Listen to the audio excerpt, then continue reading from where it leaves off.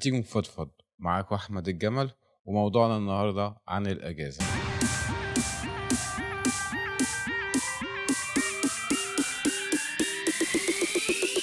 أول مرحلة هي نهاية السنة الدراسية، بترمي شنطة المدرسة، كارنيه، كل الحاجات اللي بتفكرك بالسنة الدراسية ترميها ورا ظهرك، خلاص خلصت، وتبتدي تفكر في الحاجات اللي هتاخدها معاك في شنطتك عشان تنزل مصر. وتاني حاجة تجهيزاتك، بتجهز ازاي، كام شنطة هتاخدها معاك، الهدايات المطلوبة منك بتبقى معظمها مطلوب منك مكسرات، شوكولاتات، اللي طالب منك كوتش معين، لبس، حاجات زي كده، عشان بيبقى اكيد كلنا عارفين ان الكواليتي في اوروبا عامة انضف بكتير من الكواليتي اللي بيبقى موجود في مصر او في اي دولة عربية، ده اعتقادي يعني. ومن ضمن تجهيزات السفر برضو بيبقى حمل الوزن. الوزن هيبقى كام كيلو، كل شنطة مش لازم تتعدى 23 كيلو، عشان كل واحد حسبة كبيرة أوي بتتعمل، وبيبقى بالكيلو، عشان بتبقى خايف انك توصل في المطار وتقول لك لا الشنطة دي مش هينفع تعدي، فتضطر تفتحها وتفضي.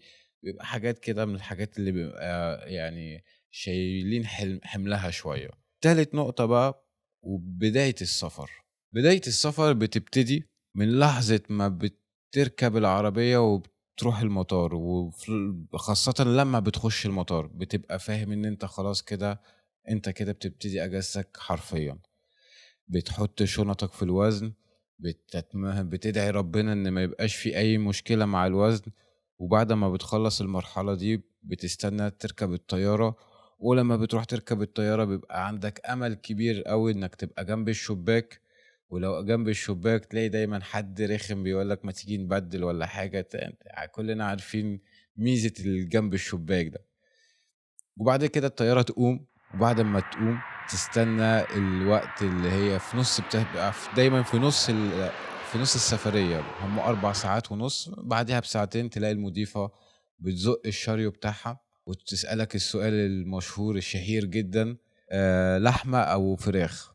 في اللي بيختار لحمة وفي اللي بيختار فراخ. هي بصراحة كانتش في فرق كبير قوي. وبعد 4 ساعات ونص من طيران تسمع الكابتن وهو بيقول لك اربطوا الحزام عشان هنبتدي الهبوط لمطار القاهرة او مطار اي بلد عربية. بتحس بيها، بتحس انك انت عارف انت لما بتبقى راكب اسانسير وبينزل بسرعة، الاحساس ده. وهنا بيبقى فيه رياكشن غريب جدا، تلاقي كل الركاب بيسقفوا ليه ما تفهمش، تحس ان الكابتن عمل انجاز وهي شغلته. بس طبعا انا مقدر ان الناس كلها بتبقى نفسها ان هي طبعا توصل بالسلامة، انت راكب طيارة مش راكب عجلة، فبيبقى نفسك ان انت توصل بالسلام. ولما بتوصل بسلام اقل حاجة تشكر بيها الكابتن انك تسقف له، شيء طبيعي جدا. وبتبقى خلاص بقى الطيارة وقفت وبتفك الحزام، تاخد شنطتك اللي بتبقى في الكابينة فوقيك، وعايز تخرج من الطيارة. وأول حاجة غريبة بتحسها أول ما بتخرج من باب الطيارة: الهواء والأكسجين ودرجة الحرارة مختلفة جدا عن أوروبا. حاجة دافية، تحس إن كده حضن كده غريب من الهواء كل الناس اكيد عارفه انا بتكلم في ايه، كل الناس اللي عايشه بره وبتنزل مصر اجازه بالذات في الصيف عارفه كويس انا بتكلم عن ايه بالظبط.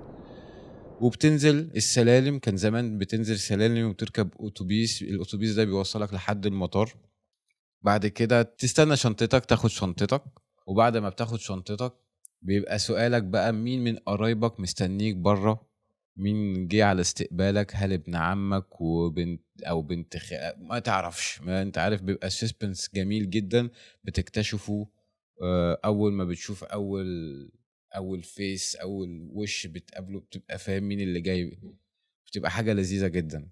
ده كانت السفر. دلوقتي النقطة الرابعة هي أول أيامك في مصر. الأهل اللي بيجوا يزوروك، العملة اللي لازم تروح تغيرها، التليفون، شريحة التليفون اللي لازم تروح تشتري خط جديد. حاجات كده لازم تعملها دايما في أول 24 ساعة أو حاجة، الحاجات اللي بتحصل أول 4 أو 48 ساعة من وصولك لمصر: الأهالي، العملة، الخط، التليفون. الحاجات دي كلها. بعد كده النقطة الخامسة هي أكلات اللي بتاكلها في مصر. النقطة الخامسة من الأكلات اللي كنا بناكلها في مصر، طبعا أنت عندك الكشري. محدش دي حاجة، كشري دي كلنا عارفين إيه هو الكشري. مطعم الكشري أنا شخصيا كنت باكل في حاجة اسمها تومن بصل، لو تعرفوه أكيد هو معروف، هي معروف جدا. عربيات الفول والطعمية، هو بيبقى يا العربيات الفول بتبيع فول بس، انما كان نفسك في فول وطعمية تروح طالع على الشبراوي، المطاعم اللي بتعمل فول وطعمية وبيض والخ. عصير القصب. عصير القصب ده برضو من الحاجات اللي، اصل الحاجات دي كلها ما بتلاقيهاش هنا، فانت بتبقى مشتاق، ما بتشربهاش غير مرة في السنة او فترة واحدة بس في السنة في اجازتك. فالحاجات دي كلها انت بتبقى مشتاق لها جدا.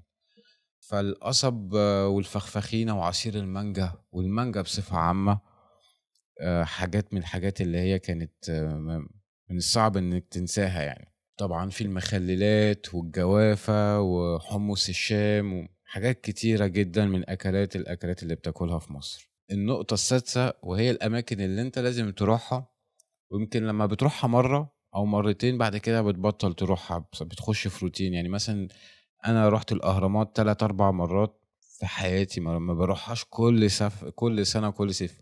انت بتروحها لو انت سايح سياحة نازل أول مرة في مصر، لازم تروح تزور الأهرامات، لازم تروح متحف القاهرة، لازم تروح خان الخليلي، تاخد لك لفة على النيل. الحاجات اللي هي للسياح، انما انت لما بتعملها كذا مرة خلاص انت بتخش في الروتين. هي طبعا ظريفة جدا وجميلة جدا. انا شخصيا الاهرامات ما كنتش بروح عشان الاهرامات، كنت اروح اركب خيل.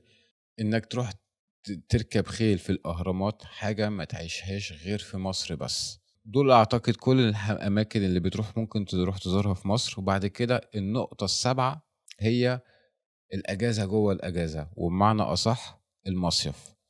عندك المصيف الشعبي اللي هو اسكندرية، راس البر، جمصة. الاماكن دي كلها هي اللي ممكن نسميها مصيف شعبي، او هو مصيف شعبي. وبعد كده في الليفل الاعلى شوية بقى، واللي هو الغردقة، واعلى منه شوية كمان تلاقي شرم الشيخ، واللي في التوب فوق خالص اعتقد بالذات اليومين دول الساحل مارينا، وكل شط الساحل كله طبعا بقت حاجة واو جدا وتحفة جدا. ولازم تروح تقضي لك كام يوم او اسبوع هناك عشان حاجة فعلا جميلة جدا. روحها والبحر وكل حاجة جميلة فيها. ده كان المصيف بتروح تقضي لك عامة اسبوعين ده ماكسيمم. انا شخصيا انا ما بروحش اكتر من اسبوعين، عشان بعد كده اجازتك كلها شهرين، فانت لازم بتقسمها، فما بتاخدش اكتر من اسبوعين وتروح راجع تاني للقاهرة ولأهلك تاني في القاهرة. والعودة من الأجازة آخر أيام الأجازة بتشتري فيها بقى الحاجات اللي أنت محتاجها في الدولة اللي أنت عايش فيها. فبتشتري حاجات من مصر زي ليمون أخضر، لب، طبعا اللب ده حاجة أساسية. بتشتري ليفة، حاجات كده.